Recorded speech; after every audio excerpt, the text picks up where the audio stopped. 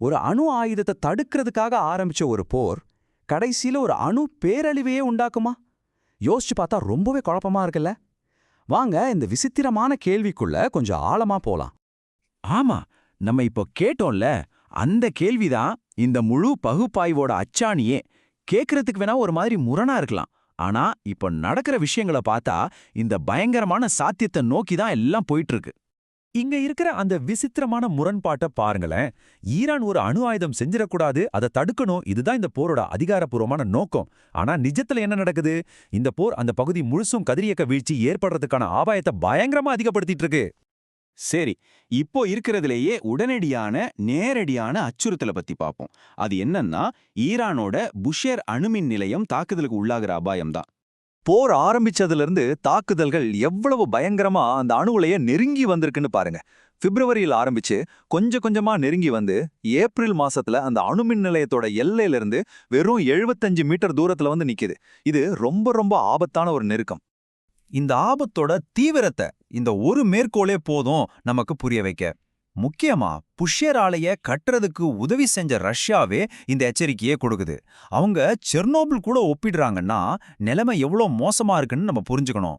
முதல்ல கதிரியக்க பேரழிவுன்னா என்னன்னு சரியா புரிஞ்சுக்கலாம். இது ஏதோ ஒரு சாதாரண விபத்து கிடையாது. செர்னோபில், ஃபுகுஷிமா மாதிரி சம்பவங்களை நினைச்சு பாருங்க. இது பல தலைமுறைகளுக்கு நீடிக்கக்கூடிய பயங்கரமான விளைவுகளை ஏற்படுத்தக்கூடியது. உலக சுகாதார நிறுவனத்தோட தலைவரே சொல்ற இந்த வார்த்தைகள் இதுல இருக்கிற மனிதநேய பாதிப்பை நமக்கு தெளிவா காட்டுது. இது ஏதோ ஒரு ராணுவ இலக்கு சம்பந்தப்பட்ட பிரச்சனை மட்டும் இல்ல. இது பல தலைமுறைகளோட எதிர்காலம் சம்பந்தப்பட்ட ஒரு பெரிய பிரச்சனை. நிபுணர் பீட்டர் குஸ்னிக் சொல்ற மிக மோசமான நிலைமை இதுதான். ஒருவேளை புஷ்ஷர் அணு உலையிலிருந்து கதிரியக்கம் கசிஞ்சா அது சீசியம் 137 மாதிரியான ஆபத்தான பொருட்களை வெளியிடும்.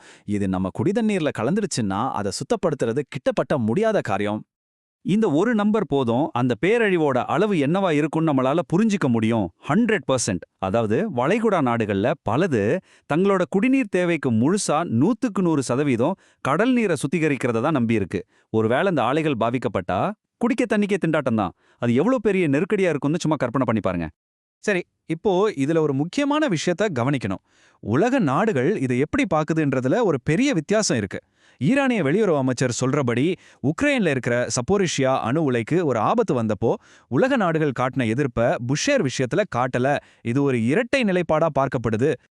ஆனா இந்த ஆபத்து வெறும் புஷேர் அணுமின் நிலையத்தோட மட்டும் முடியல.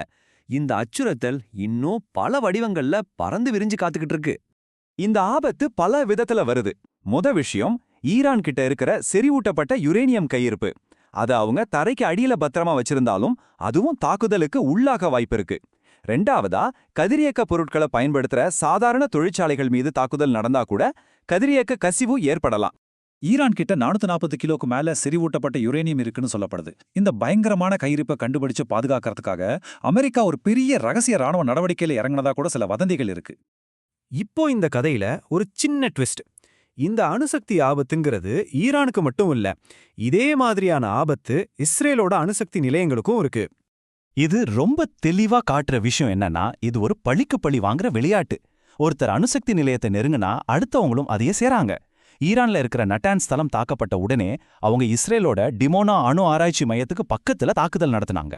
பாருங்க, இஸ்ரேலோட ஒரு பெரிய ராணுவ அதிகாரியே இதை ஒத்துக்கிறாரு. அவங்களோட வான் பாதுகாப்பு அமைப்பு உலகத்திலே ஒண்ணு. ஆனா அதுல கூட 100% உத்தரவாதம் கிடையாதுன்னு சொல்றாரு. ஒரு சின்ன மிசைல் இல்ல ட்ரோன் வழிமாறி போனா கூட விளைவு பயங்கரமா இருக்கும். இந்த ஆபத்து 2 பேருக்குமே பொதுவானது. நாம இப்போ இந்த விளக்கத்தோட ரொம்ப ரொம்ப முக்கியமான ஒரு பகுதிக்கு வந்திருக்கோம். அதாவது இந்த சண்டை கொஞ்சம் கொஞ்சமா தீவிரமாகி கடைசியில அணு ஆயுதத்தை பயன்படுத்துறதுன்ற அந்த பெரிய தடை உடைக்கப்படுறதுக்கான வாய்ப்பு. இந்த ஏணி மாதிரி இருக்கிற படிகள் நிலைமை எப்படி கொஞ்சம் கொஞ்சமா மோசமாகலாம் நமக்கு காட்டுது. இப்ப நாம 3வது படியில நிக்கிறோம். அதாவது அணுசக்தி நிலையங்களுக்கே நேரடி அச்சுறுத்தல் வந்திருக்கு. இது கடுத்த படி. அதை நினைச்சு பார்க்கவே பயமா இருக்கு. கடந்த 75 வருஷத்துக்கு மேல எந்த ஒரு நாடும் போர்ல அணு ஆயுதத்தை பயன்படுத்தல. ஏன் தெரியுமா? அப்படி ஒருத்தர் யூஸ் பண்ணா எதிர்த்தரப்பும் அதே மாதிரி செய்யும். கடைசியில 2 பேருமே அழிஞ்சிருவோன்னு ஒரு பயம் இருந்துச்சு. அததான் பரஸ்பர உறுதி செய்யப்பட்ட அழிவுன்னு சொல்லுவாங்க. ஆனா நிபுணர் குஸ்னிக் ஒரு கவலைப்படுற விஷயத்த சொல்றாரு.